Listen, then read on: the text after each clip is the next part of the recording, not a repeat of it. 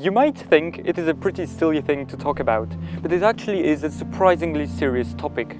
Millions of people have been killed over the centuries by diseases like dysentery, typhoid, parasites or other infections caused by poor waste management. And unfortunately, millions of people are dying today all around the world due to the same reason. So arguably, the invention of modern flush toilets is one of the most important inventions in human history.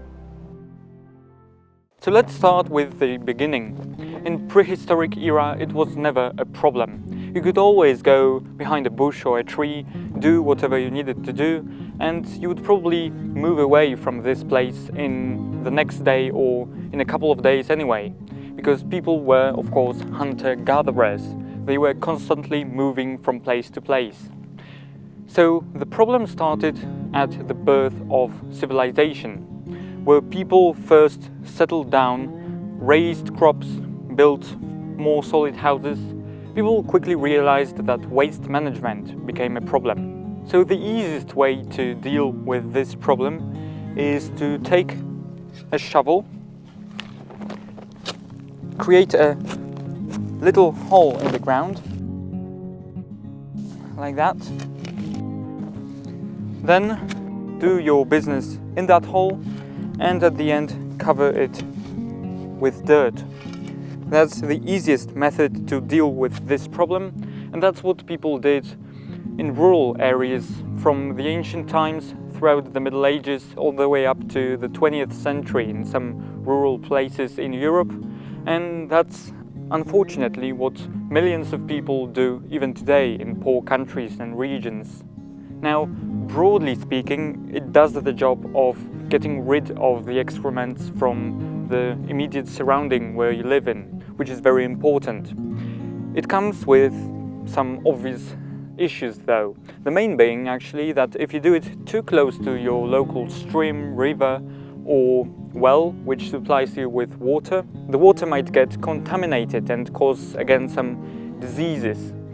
This might be one of the reasons for the very high mortality, especially among children in history, which in the Middle Ages could be easily even as high as 50%, for example, and why the mortality rate among children is still high in certain parts of Africa and Asia. But in a way, this was a method that did the job. People used it for thousands of years.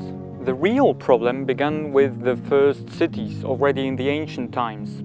A large number of people living together in a relatively small space forced people to find a new solution to the problem. Already around 2500 BC, the first communities in Indus Valley, Mesopotamia and, surprisingly, Scotland used pipes to carry out waste from almost each individual house to a nearby river.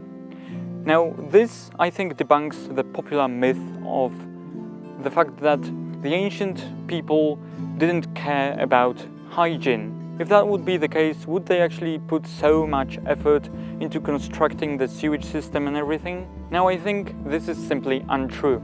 People wouldn't put so much effort into inventing and building the sewage system if they didn't see all of the waste as a significant problem. Now, in a similar manner, Romans later, of course, used to deposit the waste into the river from the very famous public toilets, where going to a toilet was a bit of a weird group thing. Now, you might think that dumping your waste into a local river was actually a very bad idea because the rivers became very gross. And while that's true, they probably were quite contaminated, it was still an excellent invention. This was actually the thing that allowed people to live in cities for the first time in human history. It wasn't possible to live in a city where you didn't have some kind of sewage system, and using a river for that purpose was really the only way possible in the ancient times to carry out and transport out of the city all of the waste. Another very popular misconception is that people would dump the waste into the river and then go and bath in the same river in all of the waste.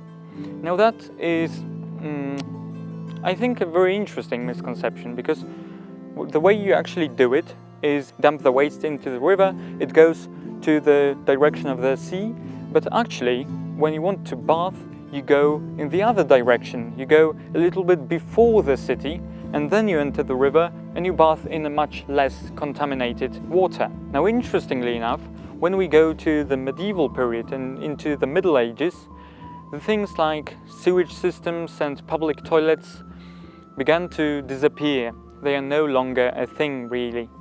Now, why is that? Many people would tell you that this is because medieval people were stupid, because it was dark ages and stuff. That's not really true again.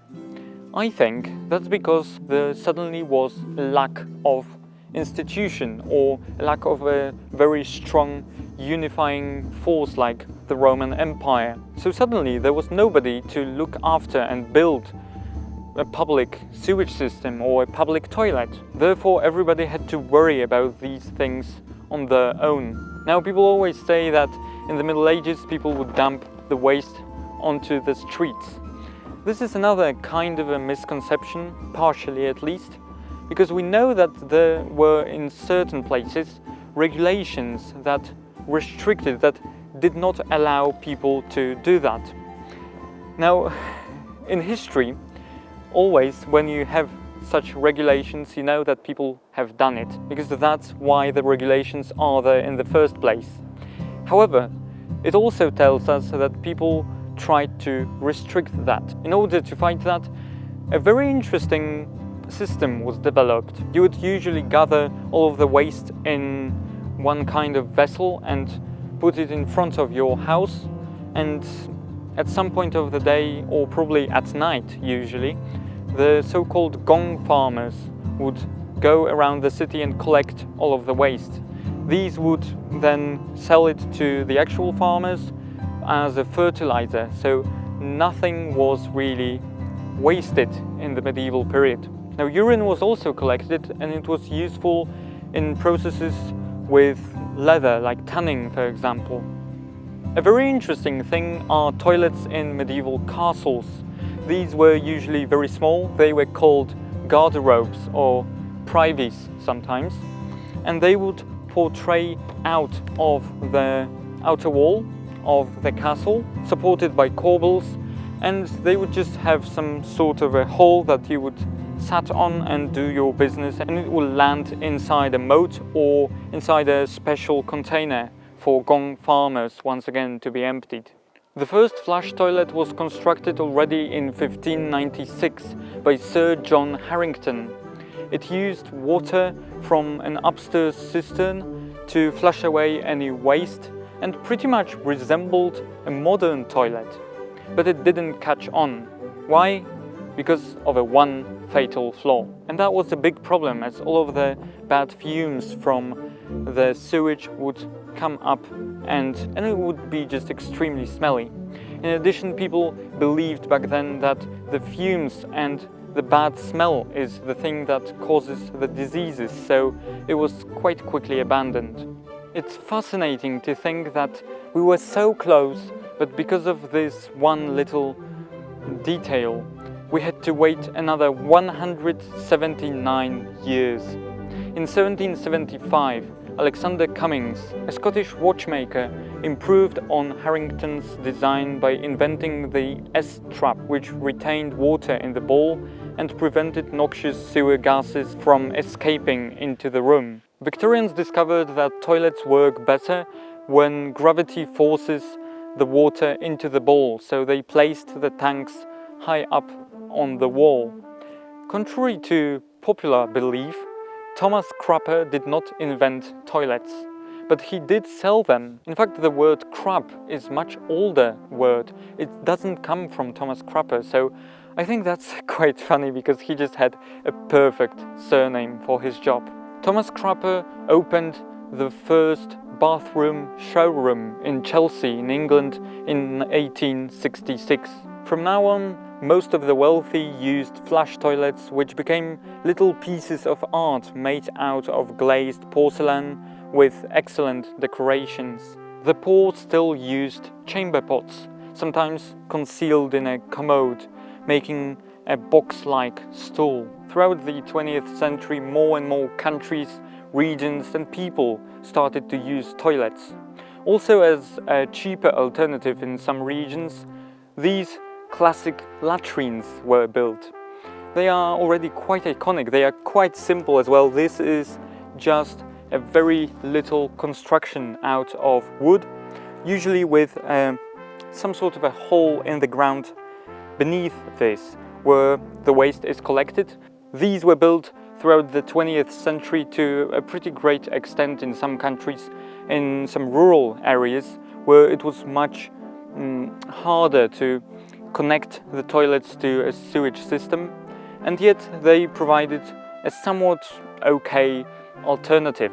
These are of course constructed and used even today in many places where you maybe could not afford a full modern toilet, or it is also sometimes used in fully developed countries, in places like camping, for example, where it would just be too costly to connect it to a sewage system. Sadly, over 2 billion people don't have access today to toilets or even latrines like this one.